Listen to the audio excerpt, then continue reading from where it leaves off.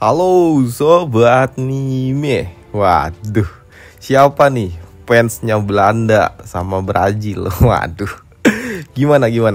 Udah bisa makan enak belum? Atau masih seret gitu, harus makan bubur? Waduh. Yuk kita gas lagi yuk, Magic Emperor, langsung aja ya kita gaskan. Mereview sedikit dari pas sebelumnya. Setelah kematian gadis imut Ning, di sini Zhou Fan pun mulai mengirim seluruh aliansinya keluar dari hutan Beast King. Ya, dan ketika aliansi Zhou Fan telah dapat keluar dari hutan Beast King ini, Zhou Fan pun cepat-cepat mencabut kunci gerbang air itu, yang membuat Cucu yang merasa ada yang janggal dengan Zhou Fan sudah terlambat ketika ia menyadari kalau Zhou Fan akan benar-benar ngamuk dalam pertempuran yang selanjutnya. Ya, dan tebakan Cucu ini ternyata benar adanya ketika melihat Zhou Fan yang benar-benar seorang diri di dalam hutan Beast King. Doi benar-benar melepaskan aura membunuhnya yang benar-benar ia simpan selama ini. Ya, aura yang dilepaskan oleh Zhou Fan pun benar-benar mengerikan. Ia tidak lagi menahan amarahnya. Ia melepaskan semuanya, semua amarah yang sudah ia pendam selama ini di depan aliansinya. Dan kini adalah puncaknya bagi dirinya untuk membalaskan tindakan para kampret-kampret yang telah merusak rencananya dalam event pertarungan ini. Sedangkan di luar arena pertarungan, di sini gadis cantik Cucu, Doi pun menggedor-gedor pintu atau gate portal menuju hutan Beast King itu. Doi terlihat sungguh sangat frustasi dan terus-terusan menggedor sembari memanggil Zhou Fan. Waduh. Di sini Cucu juga sadar kalau kami semua sudah salah. Kami semua sudah salah mengira kalau kau yang sangat sungguh kejam dan juga dingin, dan ternyata kenyataannya kau adalah orang yang paling menderita atas kematian dari gadis imut Ning. Ucap dari Cucu dengan derai air matanya. Di sini Cucu juga sadar kalau Zhou Fan selama ini ia telah menekan kesedihannya sendiri, dan setelah mengirimkan semua orang pergi dengan selamat, dirinya lah yang akan pergi langsung untuk menuju Huangfu Kitian untuk membalaskan dendam ini semua. Sedangkan untuk Yunhai, aku belum pernah melihat kakak Zhou Fan kehilangan kendali seperti ini sebelumnya. Aku tidak menduga kalau kakak Zhou Fan yang memiliki hati sekeras baja ternyata memiliki sisi lembut di hatinya. Ya, kau benar. Karena memang rasa sakit itu, dia pasti akan merasa kesedihan di hatinya. Dan ini semua ulah kalian para kampret-kampret dari gerbang kaisar. Ucap dari Yun Shang ke arah Tuan Leng dan juga Patria gerbang kaisar. Perdana Menteri Zugi, bagaimana menurutmu tentang ini semua? Ucap dari Tuan Leng Wuchen. Ya, ini sangat disayangkan. Aku tidak pernah menduga kalau bocah yang bersikap selalu berhati-hati seperti dia akan jatuh ke dalam perangkapmu yang seperti ini. Ini benar-benar memalukan. Ucap Perdana Menteri Zugi ini. Oh tidak Tuan. Justru karena bocah itu selalu bersikap berhati-hati dan terlihat tidak memiliki kelemahan, bocah itu malah akan sangat mudah jatuh kehilangan kendali ketika ada sebuah percikan kecil di hatinya. Dan seharusnya kau juga pasti tahu, orang normal mereka pasti dapat meredakan emosinya. Tapi untuk iblis yang tidak memiliki hati, dan ketika ia jatuh cinta, itu adalah suatu bencana untuk mereka. Sambut dari Tuan Leng Wuchen ini. Mendengar itu, di sini Perdana Menteri Zugi pun hanya meliriknya saja. Sedangkan untuk Zhou Fan, Huangfu Kitian, dasar kampret. Ya, Zhou Fan pun benar-benar berteriak yang membuat kedua kampret tua ini pun tersentak. Mendengar Yuan yang berujar, Huangfu Kitian, hidupmu akan benar-benar berada di tanganku nanti. Dan benar saja, sesaat setelah Zhou Fan berujar demikian, tiba-tiba saja langit pun bergetar. Duar! Hentakan petir ungu pun membeludak menghantam Yuan yang telah benar-benar sangat murka. Sedangkan untuk Cucu, Doi pun tahu kalau Yuan pasti akan pergi mengincar si kampret Huangfu Kitian yang ada di gerbang Earth. Maka dari itu Doi meminta agar Zhou Fan, kau tidak boleh pergi ke tempat itu. Kau tahu kalau itu adalah sebuah jebakan, ujar gadis cantik ini dengan frustasinya. Zhou Fan, jangan pergi. Kumohon jangan pergi. Tambah gadis itu dengan benar-benar terlihat sangat-sangat frustasi. Dan melihat Cucu yang begitu frustasi membuat nenek seksi ini pun berujar, hei dasar gadis bodoh. Kau harusnya tahu kalau bocah itu sedang mengamuk akibat gadis lain dan bukan untuk dirimu. Dan kenapa malah kau yang harus histeris? Tidak, nenek, bukankah kau mengatakan kalau ia adalah bocah yang dingin dan juga kejam? Tapi kenapa ia bisa menjadi seperti ini? Kenapa, Nek? Mendengar itu, di sini nenek seksi ini pun hanya dapat terdiam saja. Ya, aku tahu itu. Aku tahu itu. Aku telah membuat pilihan yang tepat. Tapi sebelum cucu benar-benar menyelesaikan bicaranya, tiba-tiba saja ia mendengar ada suara telepati yang datang ke arah dirinya yang berujar, "Oi, kau, apakah kau ingin menyelamatkan gadis kecil itu?" Hei, mendengar itu membuat cucu pun tersentak. Ia tahu suara siapa ini. Iya, dan ketika cucu ingin berujar, di sini suara itu pun meminta agar cucu tidak perlu berbicara. Kau tidak perlu berbicara. Jika kau ingin menyelamatkan gadis kecil itu, cepat temui aku di hutan 30 mil dari tempatmu ini. Dan kau harus cepat. Ya, jika tidak, setelah beberapa waktu itu benar-benar tidak akan berguna lagi. Maka dari itu, di sini cucu pun langsung wush. Dan ia juga berujar, "Nenek, ada sesuatu yang harus aku lakukan. Aku akan kembali nanti." Cucu melesat dengan sangat cepat meninggalkan tempat ini, yang membuat si nenek seksi ini bingung, lah opo iki. Sedangkan di tempat portal Earth, "Tuan muda, kau mengatakan dengan sangat jelas bahwa ini adalah sebuah jebakan. Apakah kau yakin kalau bocah itu akan datang? Karena aku juga tadi melihat kalau di portal air telah bercahaya, dan bukankah lebih baik dan lebih masuk akal bagi mereka semua untuk pergi ke kota Dragon Cloud membawa 4 pil haram bersama mereka?" Ucap dari bocah Hiaoming ini. Bocah Hiaoming ini juga menambahkan, jika mereka benar-benar pergi setelah membawa 4 pil haram bersamanya, bukankah artinya kita ini benar-benar telah kalah di dalam event kali ini, Tuan? Tambah dari bocah itu, "Dasar bodoh. Aku sudah pernah mengatakan kepada kalian semua, tujuan utama kita di dalam event ini adalah Zovan, dan sisanya tidaklah penting," sambut dari pangeran.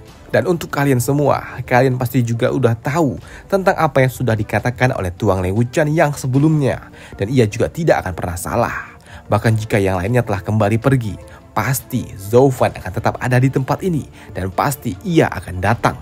Dan benar saja, kini langit pun bergetar. Ya, langit pun bergetar, mengeluarkan petir ungu di atas awan yang membuat kini para beast, para monster-monster yang ada di gunung ini pun juga pada pergi berlarian, yang menandakan pasti ada sebuah peristiwa yang akan mengerikan terjadi dalam waktu dekat.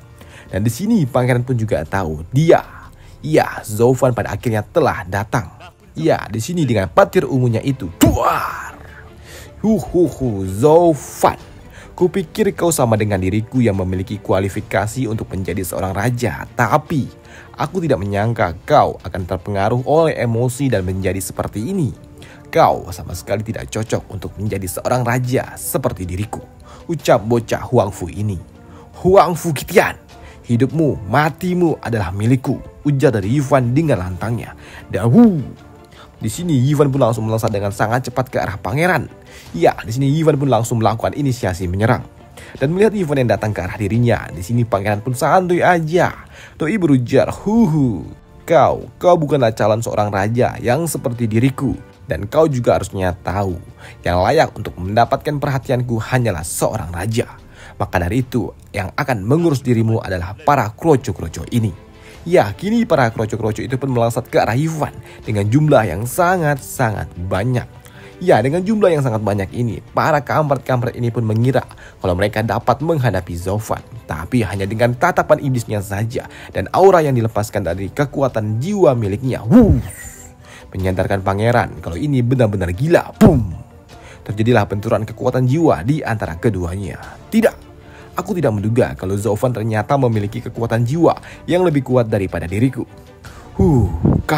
Kau tidak akan pernah bisa menggunakan niatmu itu selama aku masih ada di tempat ini, ujar pangeran dengan sedikit keraguan di hatinya, dan itu terlihat dari ekspresi di wajahnya. "Baiklah, kalau begitu sekarang aku harus membunuh kalian semua," ujar dari Zovan sembari menerjang ke arah para kroco-kroco yang ada di hadapannya secara langsung. "Kalian, para sampah, tidak akan bisa menghentikan diriku. Maka dari itu, serahkan nyawa kalian kepadaku." Ujar Zovan sembari membantai semua para sampah yang ada di hadapannya ini. Dan di sini Zovan pun juga benar-benar menggila. Ia membantai mereka semua, para sampah-sampah yang menghalangi jalannya ini. Matilah kalian semua." Ya, melihat Zovan yang menggila membunuh para kroco-kroco dengan sangat mudah dengan jumlah yang sangat-sangat banyak membuat pangeran pun yang menyaksikan kegilaan itu doi pun berujar, bocah ini ia benar-benar sebelumnya telah menyembunyikan kekuatannya dan sekarang ia telah menggunakan kemampuannya yang sebenarnya. Oi, para serangga, cepat serang dia, ujar dari pangeran. Tapi itu tidaklah mudah, mengingat di sini Zovan pun benar-benar telah menggila. Ia menerbangkan, membunuh semua para kroco-kroco yang telah mengepung dirinya ini. Ia tidak memperdulikan sedikit pun tentang para sampah-sampah itu. Di sini Zovan pun benar-benar sudah sangat murka. Ia benar-benar terlihat sangat-sangat murka. Dan melihat ekspresi Zovan yang benar-benar sepertinya sudah termakan emosi membuat para kroco-kroco yang tersisa menjadi sangat ketakutan setengah mampus. Bahkan mereka di sini juga tidak dapat lagi berkata apa-apa. Mereka hanya dapat kabur. Cepat lari, ujar para kroco-kroco lainnya. Tapi hal itu pun tidak berguna karena di sini ketika para kroco-kroco itu ingin melarikan diri, dar! Ivan pun meledakkan mereka semua, yang artinya tidak ada jalan untuk kembali. Yang membuat para kroco-kroco ini sungguh sangat frustasi. Mereka tidak tahu harus berbuat apa lagi karena di sini ketika mereka maju artinya itu adalah sebuah kematian. Dan jika mereka melarikan diri, itu juga kematian. Maka dari itu lebih baik maju dan mati bertarung, ujar salah satu kroco yang membuat kini para sampah-sampah lainnya pun harus kembali melesat ke arah Zovan yang tengah berdiri seorang di tempat itu. Sekarang aku mengerti apa yang dikatakan oleh Tuang Leuchan. Ternyata itu semua benar adanya.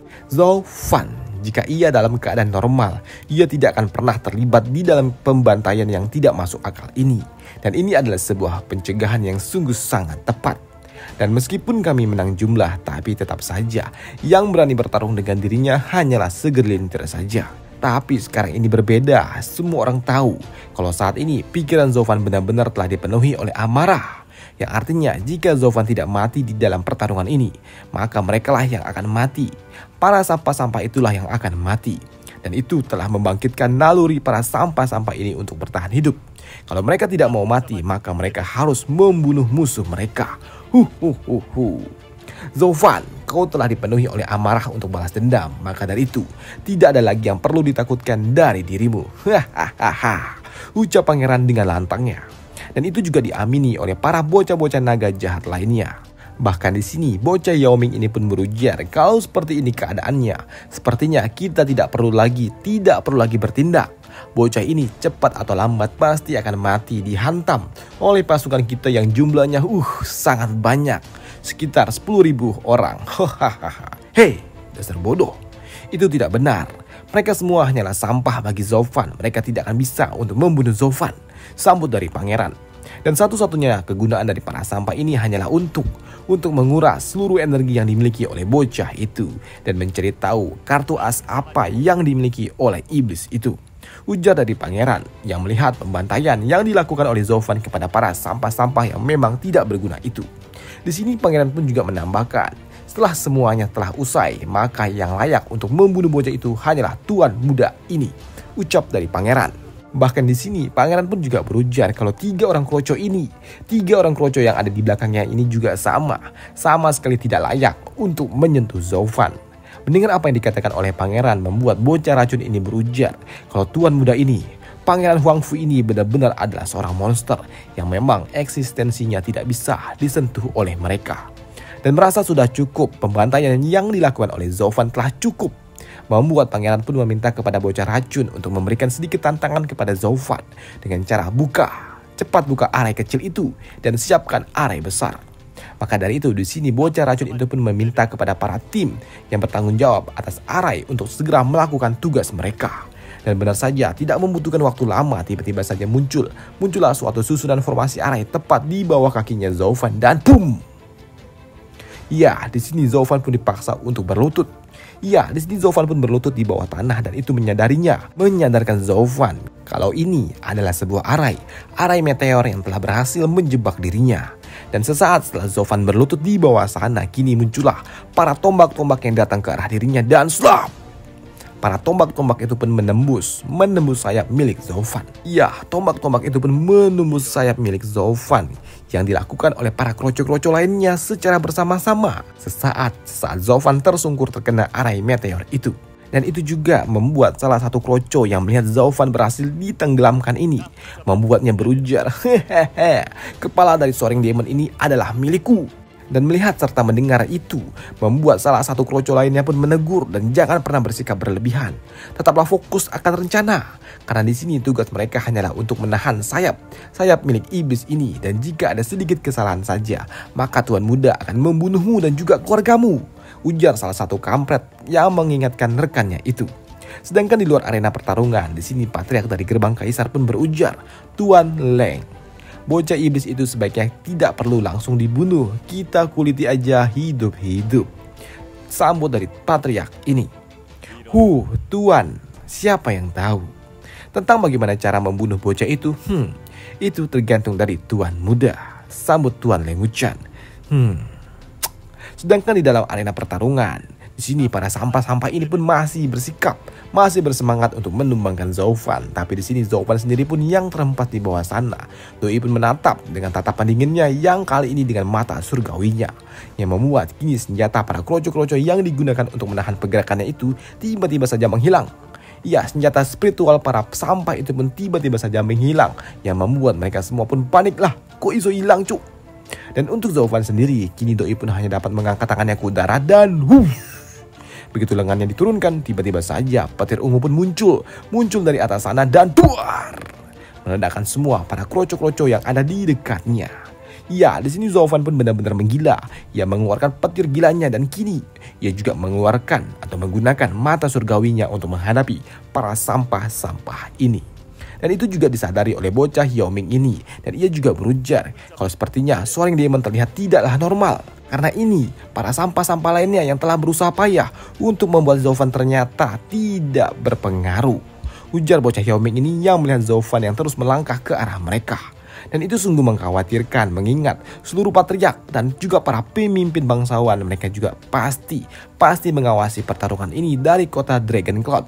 Karena memang mereka telah merencanakan ini semua sejak lama, dan jika mereka tetap gagal dan tidak dapat mengalahkan Zaufan, ini akan menjadi bahan tertawaan seluruh rakyat Yanyu di masa depan, ujar bocah Yaoming ini yang membuat pangeran pun yang mendengarnya berujar, "Diam! Aku juga tahu kau tidak perlu mengatakan itu," ujar pangeran yang membuat bocah Yaoming ini pun langsung kena mental. Aku tidak menyangka aku harus melangkah begitu cepat.